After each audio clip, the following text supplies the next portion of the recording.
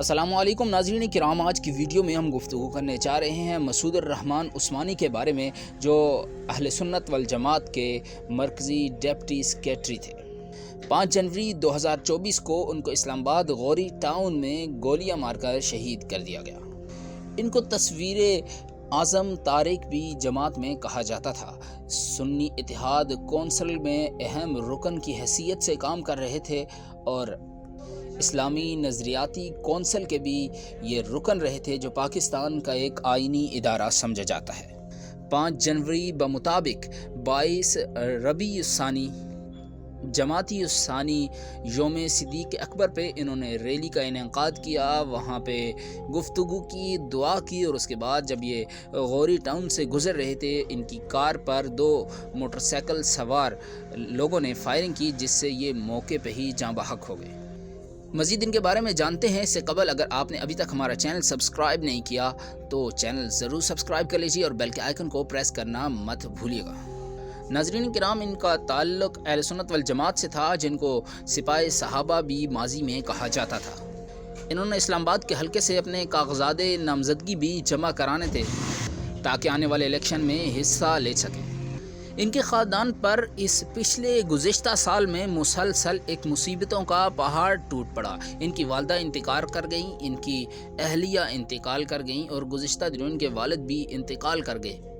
یہ بھی کہا جاتا ہے کہ ان کے اہلیہ کے انتقال کے بعد انہوں نے دوسری شادی کا پیغام واکینٹ کے علاقے میں بھیجا۔ یہاں سے انہوں نے ایک عورت سے نکاح کر رکھا تھا، لیکن ابھی رخصتی فیبرری الیکشن کے بعد ہونا باقی تھی، لیکن اس سے قبل جنوری 5 کو ہی یہ اس دنیا سے چل بسے۔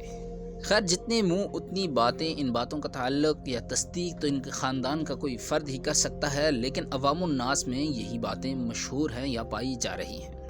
6 جنوری کو ان کے جنازے پر ایک عوام الناس کا جمع غفیر تھا، جہاں اہل سنت والجماعت سابق سپاہ صحابہ کی ساری قیادت موجود تھی، بڑے بڑے علماء کرام تھے، اور انہوں نے وہاں خطاب کیا اور ان کا جنازہ پڑھایا۔